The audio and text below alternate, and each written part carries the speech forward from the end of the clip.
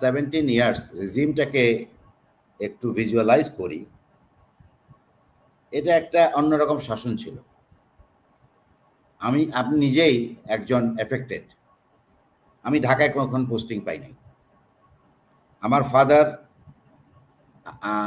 Father professor Sobhan, very educated gentleman.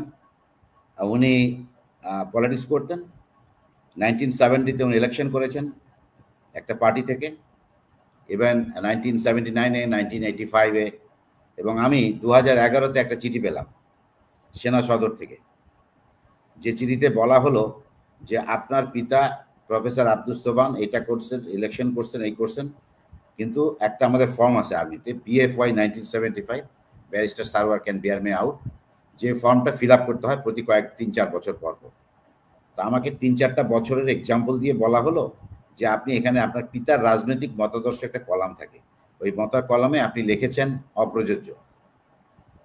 And believe me, for this reason, I was not posted in Dhaka for last 15 years.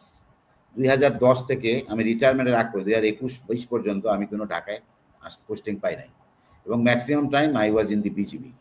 মাঝখানে শুধু কিছুদিনের জন্য আমাকে sector Comilla station commander করেছিল, এবং last posting আমি request করে আমি ঢাকা পাশে সাভারে নিয়েছিলাম। রাবু বৌদ্ধ মন্দির যখন পুড়ে যায়, আমি বিজিবিতে সিও ছিলাম আপনার কক্সেস বাজারে, এবং আমি অনেক ভালো কাজ করেছিলাম।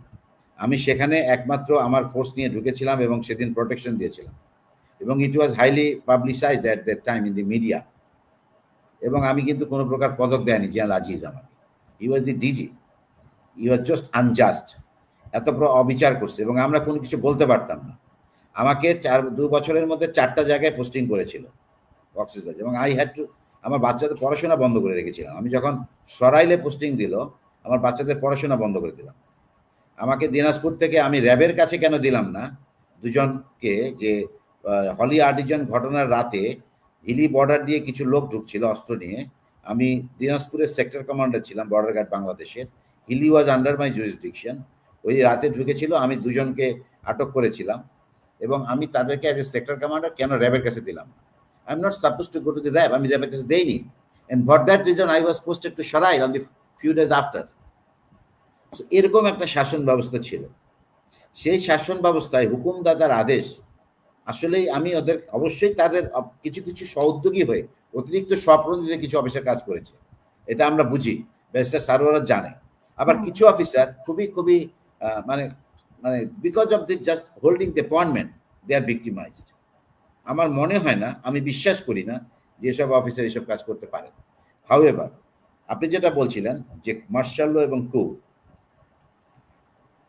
জেনারেল ওয়াকার যদি জেনারেল ওয়াকার কু করার প্রয়োজন নাই, বিকজ 5th অগাস্ট থেকে 8 August what was the government of Bangladesh? General Waker জাতির উদ্দেশ্যে পৃথিবীর কোন দেশে সেনাবাহিনী প্রধান কথা বলেছে আমি জানি না। It is only the country of Bangladesh where the chief of army staff talks in front of the nation. অভাগা জাতি ভাই, অভাগা জাতি। সেনাবাহিনী প্রধানকে জাতির উদ্দেশ্যে কথা বলতে হয়, আর আমরা সেনাবাহিনীকে নিয়ে গালিগালাজ করছি এখন। আমরা যখন এত হেল্পলেস হয়ে যায় সাধারণ জনগণ, এই পলিটিক্যাল পার্টিদের আপনার তাদের কাজের জন্য, তখন সেনাবাহিনীর উপর ভরসা করতে হয়, এবং সেনাবাহিনী প্রধানকে তখন ট্যাকেল করতে হয়, বিকজ তারা বাই বার্থ গুড না, because of the organisation, because of the system, because of the organised একটা ফোর্স, ডিসিপ্লিন ফোর্স। এই জন্য সেনাবাহিনী একটা ইনস্টিটিউশন এই পৃথিবী বাংলাদেশে, যে ইনস্টিটিউশনটাকে প্রয়োজন হবে until unless political institution develop করবে। আপনি বলতেছি ইলেকশন করলেন ফেব্রুয়ারিতে, what will happen after that? Do you think the next government can sustain more than 6-7 months? It's tough. এবং নেক্সট গভর্নমেন্ট ডিজিএফআই কে আবার ব্যবহার করবে না, আবার নতুন আয়নাঘর করবে নাকি অন্য ঘর করবে, এটা কে বলতে পারবে?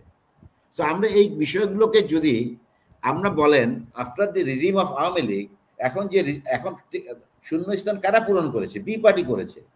আপনি যদি চাঁদাবাজি দেখেন, আমি তো একটা প্রাইভেট কোম্পানিতে আছি, I am a group CEO, I am seeing lot of things. Which I don't want to say actually, because এটা তো শূন্যস্থান পূরণ হয়ে গেছে, even they have not in the form the government. So আমরা কিভাবে এক্সপেক্ট করি এই দেশে until unless you develop the political institution আমরা কিছু করতে পারবো না। পলিটিক্যাল পার্টিরা যতক্ষণ পর্যন্ত নিজেরা ঠিক হবে না, যতক্ষণ পর্যন্ত তাদের এথিক্যাল স্ট্যান্ডার্ড একটা লেভেলে আসবে না, we cannot do this anything. Number one. Number two, general Walker যদি ক্ষমতা নিতে চেতেন, it was not easy tough job for him. He could have taken in the month on the 5th or 6th August when there is no government. So he could not take it. আপনি কি শুনেছেন কোন সেনাবাহিনী প্রধান এরকম একটা সুন্দর সুযোগ আছে যেখানে ম্যাজিস্ট্রেসি পাওয়ার আছে, অনেক কিছু আছে? উনি কিন্তু ইলেকশনের কথা বলেছেন। না, সেই সময় হয়তো উনি মানে বুঝতে পারেন নাই, বা এমনও তো শোনা যায় যে উনি শেখ হাসিনাকে পালিয়ে যেতে সহযোগিতা করেছেন, উনি 626 জনকে পালিয়ে যেতে সহযোগিতা করেছেন। এখনো যাদের ব্যাপারে অভিযোগ এসেছে বা আরো অভিযোগ আসবে, সেই ব্যাপারে উনি আসলে মানে চাননি আসলে বিচারটা হোক। আমি general ওয়াকারকে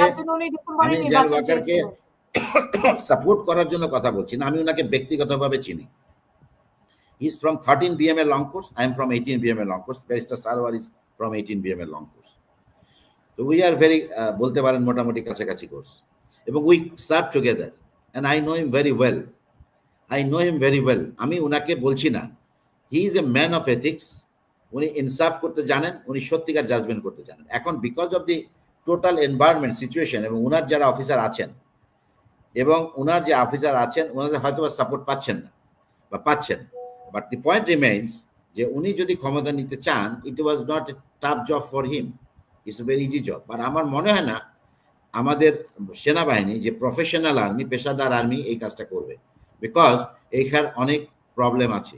you also know, I also know, because আমরা যদি দেখি লাস্ট রিজিম যারা টেক ওভার করেছে তাদের, আপনারা যেটা বললেন honour exit with honour and safe exit. Exit with honour is তখনই সাজে যখন আপনি কিছু করে যান। সেফ এক্সিট কখন দরকার হয়? যখন আমার অনেক উইকনেস থাকে। এই পার্সপেক্টিভে আমার মনে হয় না উনি কখনো এই কাজটা করবেন বা চিন্তাও করেছেন। উনি সত্যিকার অর্থে চাচ্ছেন একটা স্টেবিলাইজ সিচুয়েশন, বিকজ এখন আর্মি অনেক দিন ধরে বাইরে আছে, ক্যাম্পে আছে, এবং তাদের আসলেই they have become bore of it. হ্যাঁ, সো এই বিষয়ে আমার মনে হয় না। বাট আমার প্রশ্ন হচ্ছে যে আমরা যে 5th অগাস্টে যে স্পিডটা নিয়ে শুরু করলাম, আমরা কি ওই জায়গায় আসতে পেরেছি? আজকে 1 year প্লাস ফিউ মান্থস। আমাদের যে রিফর্মের কথা ছিল, আমাদের যে রুলস অফ লয়ের কথা ছিল, আমাদের জাস্টিসের কথা ছিল, আমরা চেয়ে তাকে গালিগালাজ করতেছি সোশ্যাল মিডিয়ায়, ইচ্ছা মতো গালিগালাজ। এইটাই কি আমাদের স্পিড ছিল? সেনাবাহিনীকে ইচ্ছা মতো গালি, সেনাপ্রধান ইজ এন ইনস্টিটিউশন। সেনাবাহিনীর সম্বন্ধে মানুষজনের জ্ঞান আছে যারা কথা বলে তারা। সেনাবাহিনী আমরা কি করি, ব্যারিস্টার সারওয়ার জানে আমরা কি ট্রেনিং করছি, আমাদের মোটিভেশন কি, আমরা মানুষজন বুঝবে না until unless you join here. এবং আননেসারি গালি দেওয়ার কোনো অর্থ হয় না। এটা তো আপনি ডিগ্রেড করছেন। এবং respect is a two way traffic. আমাদেরকে রেসপেক্ট, সেনাবাহিনীকে রেসপেক্ট করা হচ্ছে না, তো জাতি রেসপেক্ট কিভাবে শিখবে? শুধু সেনাবাহিনী বলবো না, কাউকে রেসপেক্ট শিখছি না আমরা। আমাদের এথিক্যাল স্ট্যান্ডার্ড নাই। If you talk about Africa, I visited Africa, I visited Europe, আমি দেখেছি African people, they are much more ethical than us. So as a whole nation হিসাবে এথিক্স যতক্ষণ পর্যন্ত ঠিক না হবে, আমার মনে হয় না I am very pessimistic, I am not optimistic about the nation.